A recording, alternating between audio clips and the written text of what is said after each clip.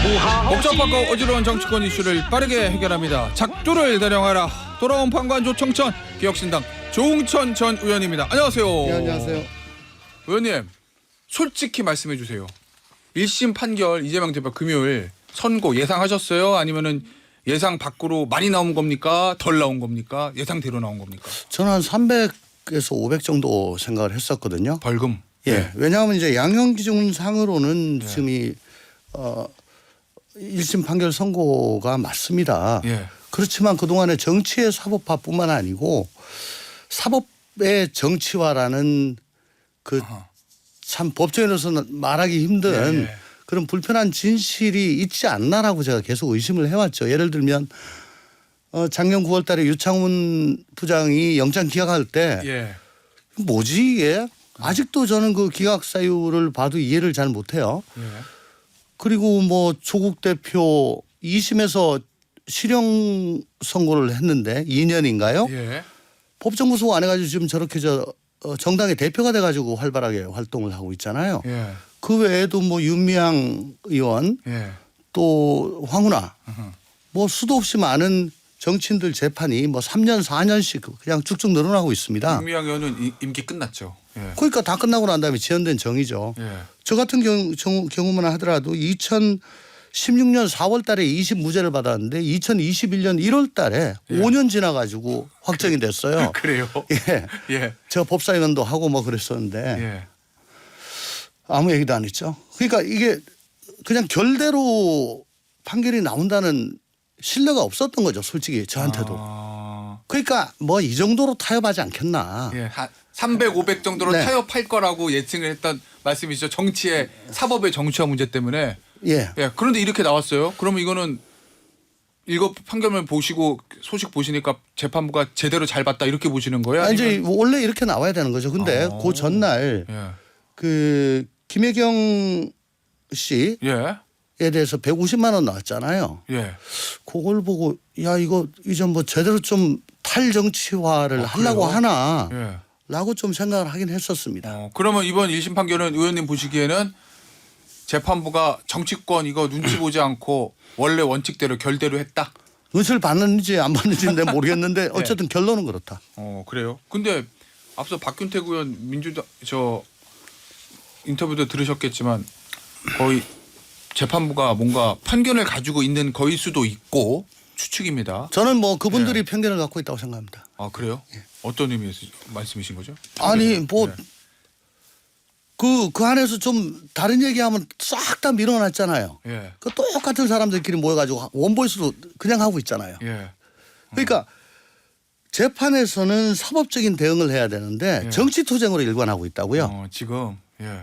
아니 그건 뭐 조국 정경심 교수 다 마찬가지입니다. 예. 이게 호랑이 등에 올라탄 거예요. 그럼 내릴 수가 없다는 거죠? 내릴 수가 없는 거죠. 왜냐하면 그 저 지지자들이 다 있는데 예. 그거 어떻게 내려요? 그러면요. 그러니까 앞으로도 계속 그렇게 가면 계속 망하는 길이죠. 의원님 원래 이제 1심에서 형량이 좀 안 좋게 나오면 우리 일반적인 형사 사건에서는 항소심에서는 조금 전략 수정들이 있잖아요. 좀 해야죠. 뭔가 톤 다운을 해서 해야죠. 좀 재판부 읍소를 한다든지 그래서 형량을 좀 줄여보려는 노력들을 하는데 해야죠. 그렇게 안 할 것이다 이런 말씀. 그러니까 쟁점에 대해 뭐 잘 아시겠지만 항소심은 계속심이니까 예. 그냥 쭉 가는 거잖아요. 1심과 그대로. 그렇죠. 예. 그러니까 쟁점에 예. 대해서 그리고 특별 양형인자 뭐 이런 거 가지고 막 그 예. 첨예하게 다투잖아요. 예. 그건 다투는 건 다투는 건데 전반적으로 어쨌거나 가중인자가 되는 것들을 줄여나가는 것도 좀 해야 될 거 아닙니까? 양형이 유리하게. 예. 그중에 가장 중요한 게 반성 여부, 진지한 반성 여부잖아요. 근데 뭐 진지한 반성 없이 뭐 민주주의는 뭐 반민주주의니 어쩌니 뭐 역사의 법정이 어떠니 이런 얘기 계속하면 예. 그게 뭐 참작이 뭐가 되겠습니까? 오히려 더 가중되지. 아니 저 1심에서도 이제 장외 집회들 많이 했어요. 국민의힘에서는 그게 최악의 판사 겁박이고 최악의 양형 가중사유고 이렇게 비판하던데 의원님도 그렇게 보시는 겁니까? 아니면은 재판부가 그런 거에는 별 영향을 안 받았을 거야 이렇게 보시는 거예요?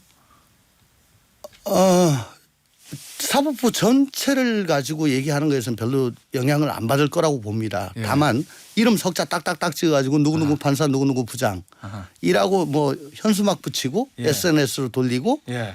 뭐 저 신상 계기하고 이런 거는 좀 영향을 줄 수가 있죠. 그래요? 그거보다는 예. 오히려 저 검찰 예산을 한 500 몇십억 깎고 예. 법원 예산 200 몇십억 올리고 하는 거에 대해서 예. 제가 판사면은 야 이건 뭐 내가 좀 약하게 해주면 예. 그 돈 받으려고 그러냐? 아 오히려 예, 뭐 그런 생각도 하지 않겠어요? 오히려 그게 역효과가 났을 수도 있다 말씀이시군요. 네.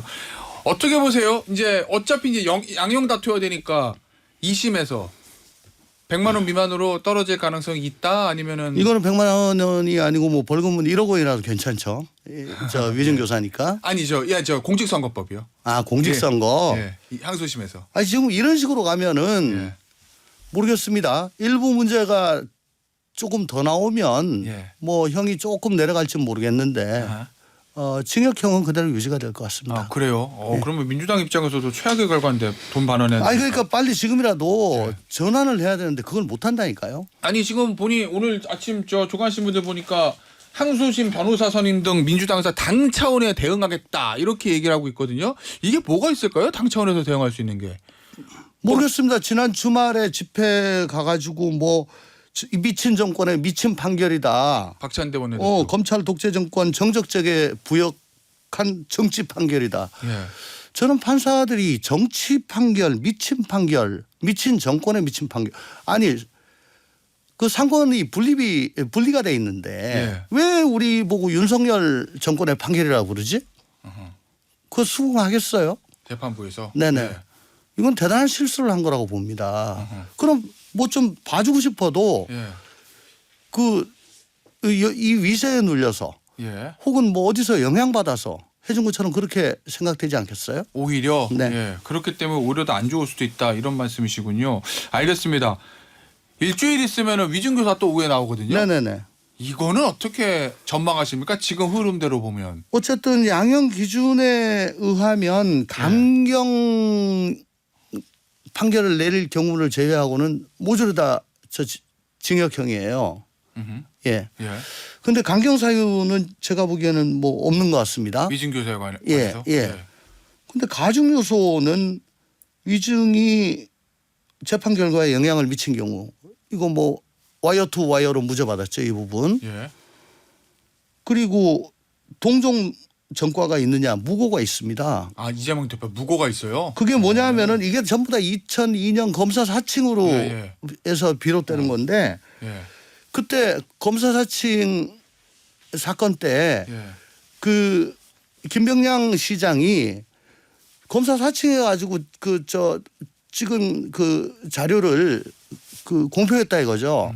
그래서 브레임을 하니까 이재명 당시 변호사가 아니 이거는 그 제3의 정당한 제보자로부터 받았는데 이게 무슨 거냐 해서 허위사실 명예훼손으로 고소를 했어요.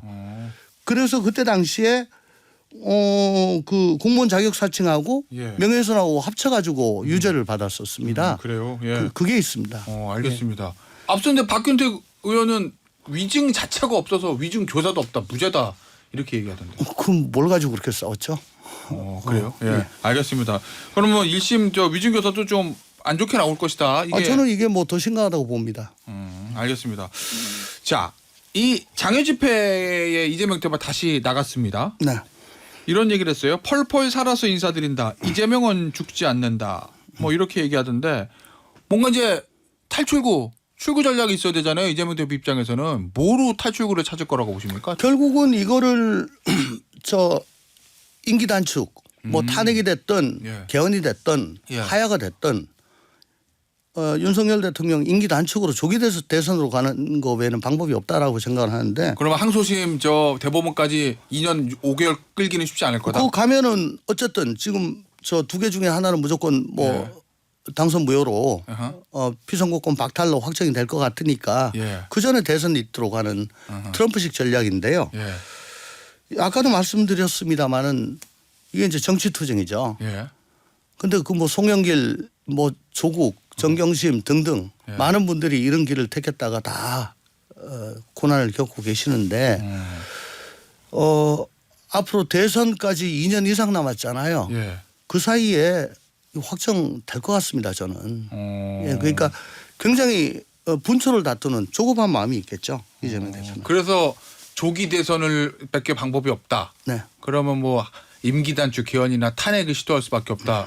근데 이거를 국민의힘이 알고 있을 거 아니에요. 만약에 이재명 대표가 그런 생각이 있다고 하면. 근데 국민의힘에서 협조 안 하면은 이탈표 같은 거 안 나오면 탄핵이건 뭐 임기 단축 개헌이건 불가능한 건데. 아니 근데 탄핵이란 거는 네. 정치가 국회가 하는 게 아니고 국민이 하는 거예요. 예. 예. 그 탄핵에 동감하는 세력이 한 75% 이상 넘어가면 이제 분위기가 확 바뀝니다. 거의 만장일치라고 보면 돼요. 예. 그러면 그 카드는 아직도 성공 가능성은 남아 있다 이렇게 보시는 거예요? 아니, 그러니까 그걸 어떻게든 불씨를 살려가지고 하고자 하는데 다만 예. 2016년도 촛불 탄핵에 대한 그 학습 효과가 있는 거죠. 그러면 탄핵 다음에 들어오는 그 정권, 그 예. 대통령은 이 망가진 국가 시스템을 제대로 정상화하고 예.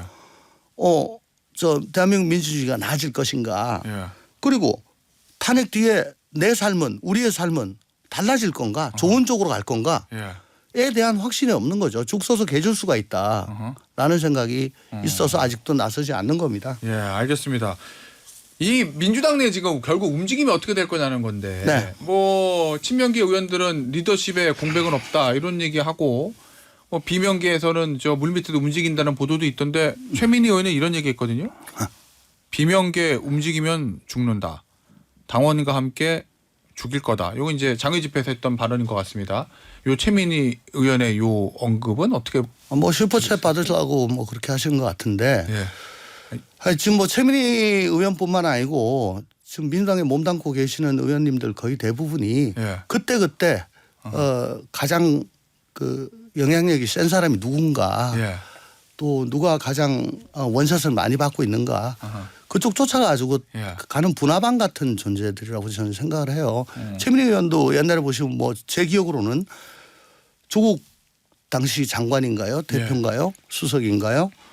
뭐 엄청나게 옹호하지 않았습니까? 근데 지금은 조국에 대해서는 아무 말도 안 하고 지금 이재명에 대해서만 이렇게 하고 있습니다.